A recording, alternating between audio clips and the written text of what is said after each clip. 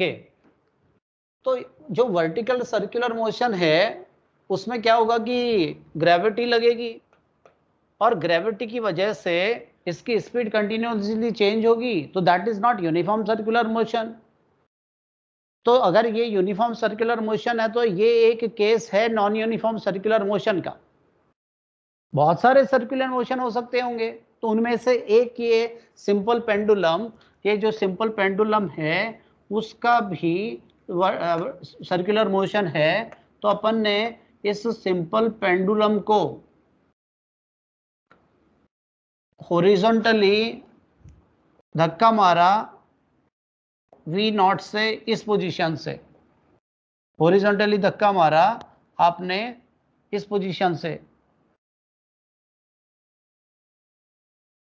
अब मैं चाहता हूं, मेरी चाहत है कि ये थीटा मैक्स ज्यादा से ज्यादा 90 जाए।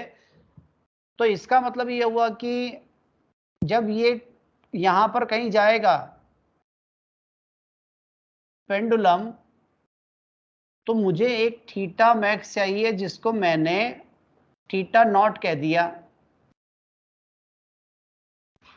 ये जो थीटा मैक्स है ये 90 से लेसर, 90 से छोटा।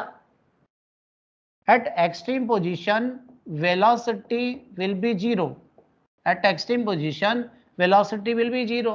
तो जो थीटा मैक्स है जिसको मैं कह रहा हूं थीटा नॉट, मुझे पहले तो ये निकाल के लाना है। मैंने इसको वेलोसिटी वी नॉट दी। अब मैं क्या करता हूं, यहां पर ये जो लेवल है इसको कह दिया मैंने फर्स्ट लेवल, और जहां पर अभी ये है उस लेवल को मैंने कह दिया सेकेंड लेवल। जो फर्स्ट लेवल है उसको अपन लेंगे रेफरेंस, और उस रेफरेंस पे ग्रेविटेशनल पोटेंशियल एनर्जी जो है उसको अपन जीरो अज्यूम करेंगे। यानी कि यहां पर पोटेंशियल एनर्जी जीरो, और सारी यहां से हाइट्स मेजर करेंगे, यहां से पोटेंशियल एनर्जी अपन मेजर करेंगे। अगर ये थीटा है तो यहां से लेकर यहां तक का जो डिस्टेंस है ये वाला, ये हो जाएगा एल का कॉस थीटा नॉट। तो आपके पास ये जो एच आया ये एच हो जाएगा, ये एच टोटल एल, ये एल कॉस थीटा, तो ये हो जाएगा L minus L cos theta, यानी कि L minus L cos theta not. Okay और not? Okay. Now conservation of energy, total energy at first position will be equal to total energy at second position.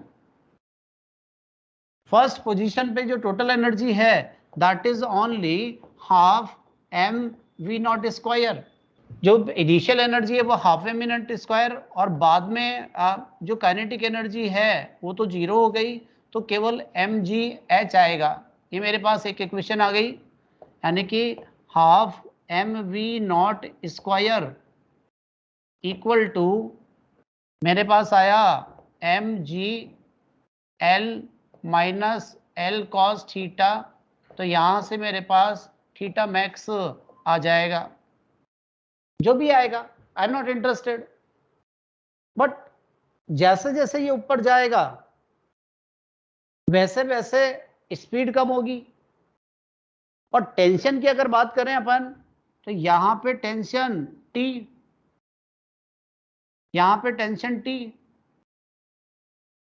mg का अगर resolution करेंगे अपन, ये tension T mg का ये component होगा mg का cos theta, और ये कंपोनेंट हो जाएगा mg का sin थीटा। सेंट्रीपिटल एक्सेलरेशन इस पोजीशन पे, इस लोकेशन पे इक्वल टू जीरो। जो भी एक्सेलरेशन है वो इसकी वजह से है, और ये हो जाएगा टेंजेंशियल एक्सेलरेशन। तो मैं कह सकता हूं also tension equal to mg cos theta.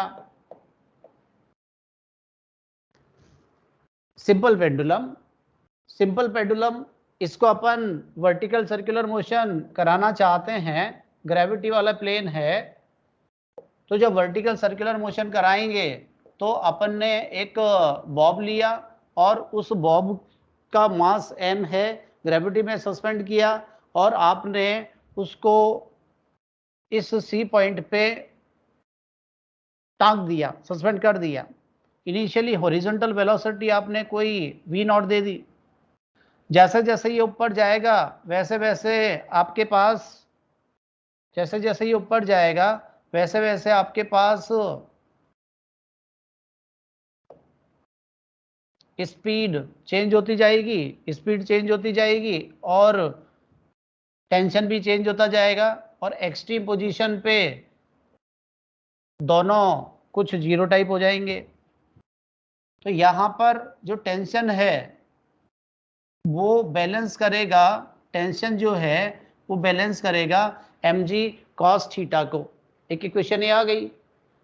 दूसरी इक्वेशन आप mg h उसको हाफ में नॉट स्क्वायर के इक्वल रख सकते हैं, तो ये मेरे पास एक दूसरी इक्वेशन आ गई। अब as it moves up both as it moves up both v and t decrease। कैसे पता लगा? यहां पर t equal to mg cos theta, अगर ये t cos थीटा है, cos थीटा जब इंक्रीज होता है थीटा तो cos में वैल्यू कम होती है और स्पीड तो कम होगी ही, क्योंकि काइनेटिक एनर्जी जो है वो पोटेंशियल एनर्जी में जा रही है। तो मैं कह सकता हूं कि मेरे पास जो ये ऊपर जब जाएगा तो इसकी speed as well as tension दोनों डिक्रीज होंगे, इसकी speed as well as tension दोनों डिक्रीज होंगे। तो फिर ये बताओ पहले कौन जीरो बनेगा? अगर कोई एक ही जीरो बनता है तो, अगर कोई एक ही जीरो बनता है तो पहले जीरो कौन बनेगा? Obviously it will be tension और स्पीड। यहां पर velocity is zero but tension is not zero, so obviously it is not tension which will become zero। दोनों में से अगर कोई एक, दो कौन, एक वेलोसिटी और टेंशन, अगर दोनों में से पहले कोई जीरो बनेगा दैट विल बी वेलोसिटी, और वो वेलोसिटी जीरो बनेगा तो टेंशन नॉन जीरो होगा। दोनों डिक्रीज हो रहे हैं जैसे जैसे ये ऊपर जा रहे हैं। हमने कंडीशन निकाल ली, इसको वी नॉट से लॉन्च किया, हॉरिजॉन्टली प्रोजेक्ट किया, मैक्सिमम एंगुलर डिस्प्लेसमेंट कितना होगा निकाल सकते हैं। उस इंस्टेंट पे वेलोसिटी कितनी होगी? जीरो। उस इंस्टेंट पे सेंट्रीपिटल एक्सेलरेशन कितना होगा? जीरो। उस इंस्टेंट पे एक ही एक्सेलरेशन होगा and that will be tangential acceleration, और जो टेंजेंशियल एक्सेलरेशन होगा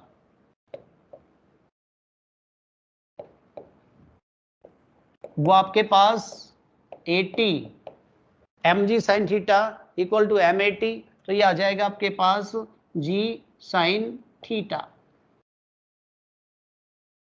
As the pendulum moves up, its speed as well as tension both decrease, and if anyone becomes zero first, it will be velocity। Now what I do? Sir वो लिखना नहीं था क्या? नहीं, अभी बाद में। ओके। अब what is the minimum speed required? So theta max becomes 90 degree. तो आपके पास ये पेंडुलम ये point of suspension, L length, R radius, इसको आपने दी v वेलोसिटी, v नॉट कह दिया, और हम चाहते हैं कि ये यहां पहुंचे, ये पाथ करके, ये r, तो जैसे ही पेंडुलम यहां पहुंचेगा वेलोसिटी 0, वेलोसिटी 0, तो यहां पर लगने वाला जो टेंशन है वो 0, सेंट्रीपिटल एक्सेलरेशन है वो 0।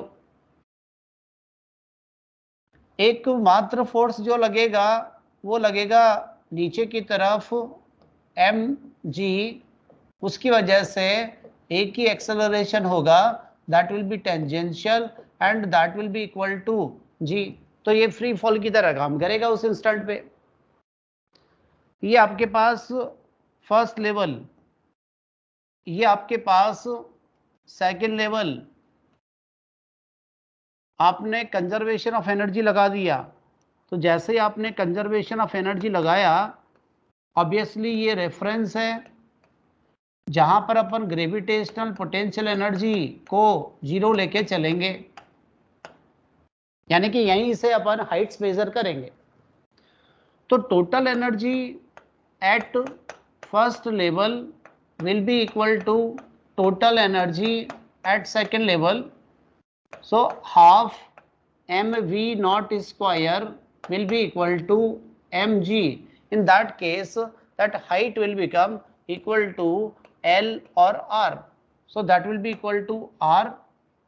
So from here, I find v naught required will be under root 2gr. That is case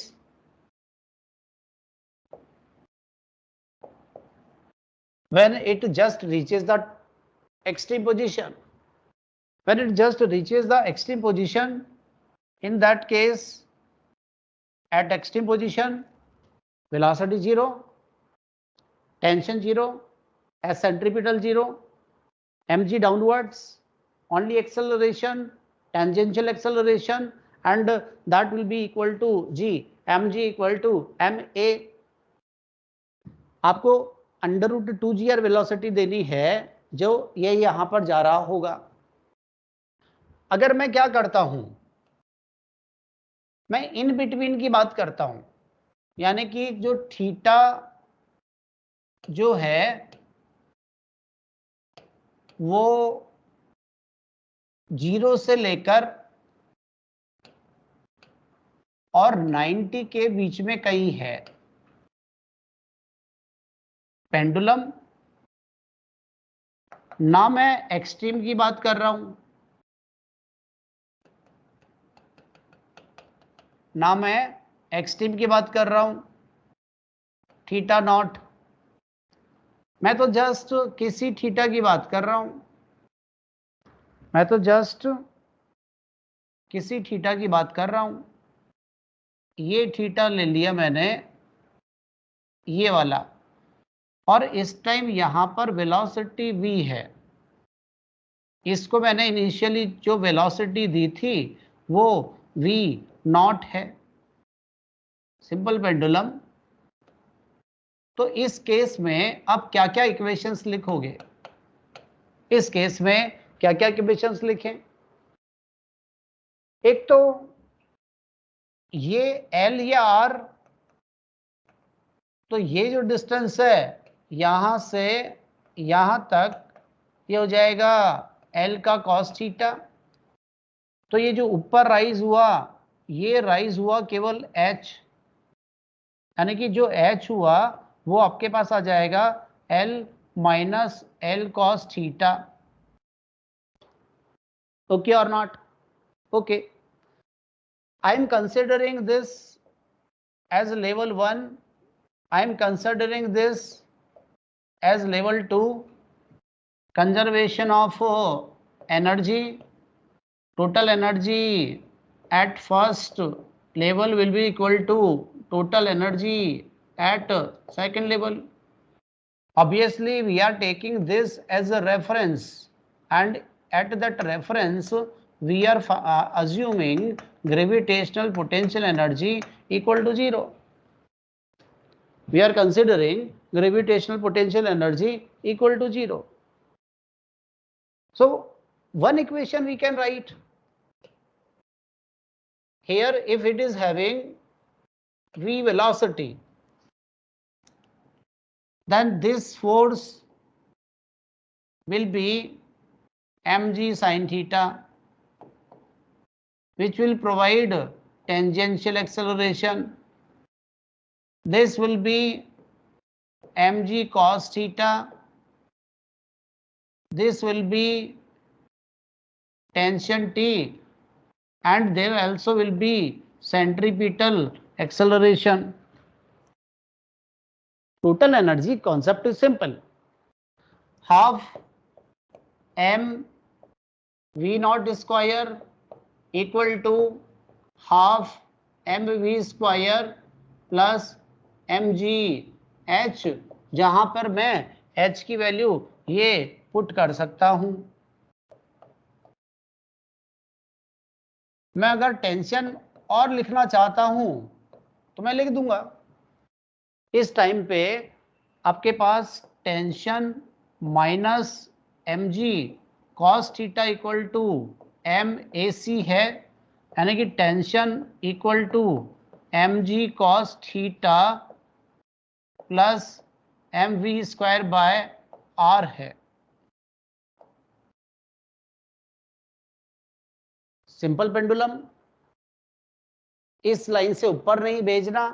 पहला केस चल रहा है 90 पे पहुंचाने के लिए ये वेलोसिटी, पार्ट खत्म. अब बात चल रही है किसी बीच के टाइम पे, बीच के थीटा पे, जब 0 और 90 के बीच में है तो उसके पास वेलोसिटी भी होगी. वेलोसिटी होगी तो सेंट्रीपिटल एक्सेलरेशन भी होगा. सेंट्रीपिटल एक्सेलरेशन होगा, टेंशन जो है वो इस स्ट्रिंग में भी लगेगा. जो टेंशन एम जी कॉस थीटा है वो यहाँ भी लगेगा और एम जी साइन थीटा इधर भी लगेगा. तो ऐसे अपन M G sine theta equal to M A T को तो कह देंगे M G sine theta equal to M A T. तो ए टी तो पुराना वाला आ जाएगा जी साइन थीटा, और ए सी निकालने के लिए अपन वी स्क्वायर बाई आर करेंगे. जब अपन ए सी निकालने की बात करते हैं, वी स्क्वायर बाय आर करते हैं, तो वी आएगा आपके पास इस कंजर्वेशन ऑफ एनर्जी से. कंजर्वेशन ऑफ एनर्जी से वी आ जाएगा. यहां पर मैंने टेंशन की जो इक्वेशन लिखी है वो इक्वेशन लिखी है tension equal to, sorry not equal, tension minus M ji cos theta equal to M A C. किस फ्रेम में? ग्राउंड फ्रेम में. और अगर आप उसी के फ्रेम में लिखते, इसे उसी के फ्रेम में लिखते तो क्या होता? उसी के फ्रेम में लिखने पर सेंट्रीफ्यूगल लगा देते बाहर की तरफ तो भी यही इक्वेशन बनती. अगर अपन इस इक्वेशन को एनालाइज करें तो जैसे जैसे ये ऊपर जा रहा है वैसे वैसे स्पीड डिक्रीजिंग, तो ये फैक्टर कम हो रहा है. और अगर ये फैक्टर कम हो रहा है और थीटा इंक्रीज हो रहा है तो कॉस में ग्राफ नीचे आता है. कॉस का ग्राफ थीटा इंक्रीज होने पर कम हो रहा है तो टी भी कम हो रहा है. और दोनों में से अगर कोई एक जीरो पहले बनता है तो टेंशन जीरो पहले बनता है. तो ये बात अपन लिख देते हैं, as it moves up, as the pendulum moves up. ये किस में लिखे? ये केस तो कुछ भी नहीं लिखा है इसके अंदर. कहीं भी लिख दो, जगह खाली छोड़ के, या शुरू में लिख दो, as the pendulum moves up after giving horizontal initial speed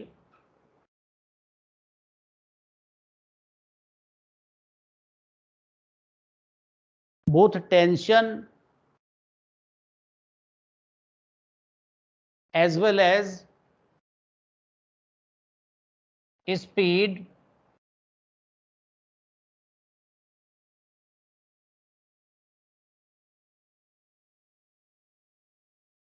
decrease. Initial horizontal speed के बाद क्या है? Both tension as well as speed decrease, and if anyone becomes zero first,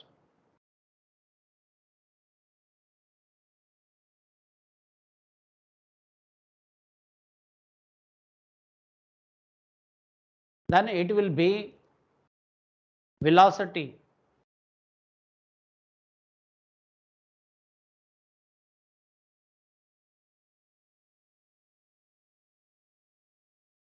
Next line, if it is given initial velocity v naught equal to under root 2gr,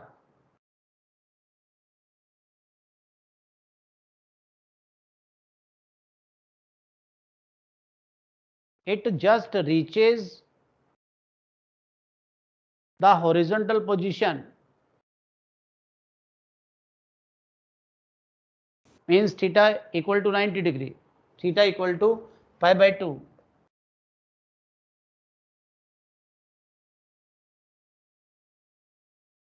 That time tension will become 0,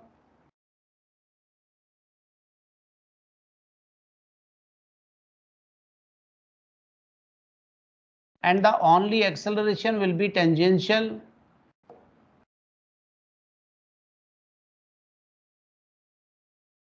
equal to g, equal to g.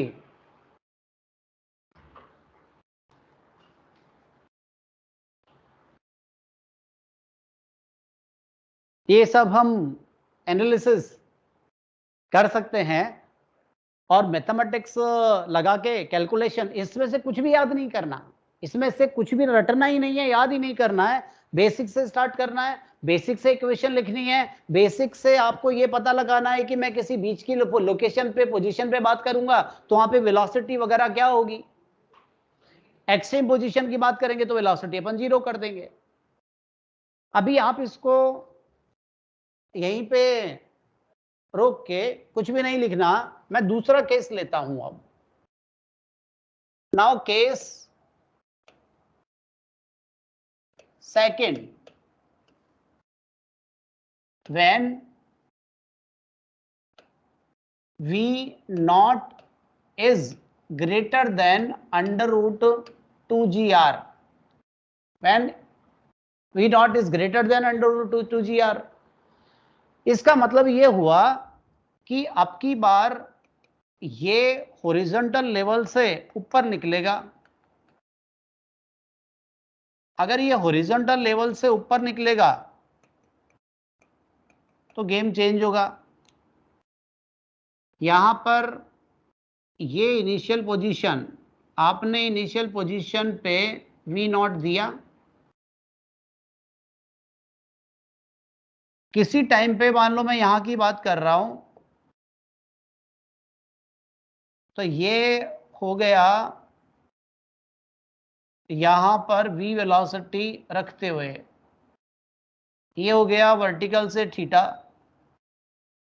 ये मेरा reference 1 1, यहां पर मैं समझ गया gravitational potential energy 0 लेऊंगा, और ये मेरा जो है दैट इज सेकंड लेवल, इस सेकंड लेवल तक मैं जाऊंगा।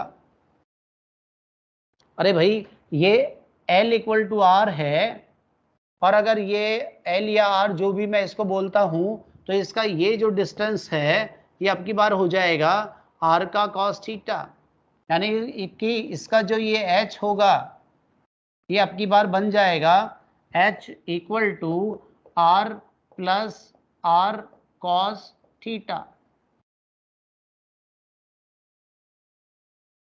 Equation number 1। यहां पर अगर मैं लगने वाले फोर्सेस की बात कर लूं, तो जब ये स्ट्रिंग ऐसे है वेलोसिटी v है, तो एक तो यहां पर फोर्स होगा mg का कंपोनेंट, mg का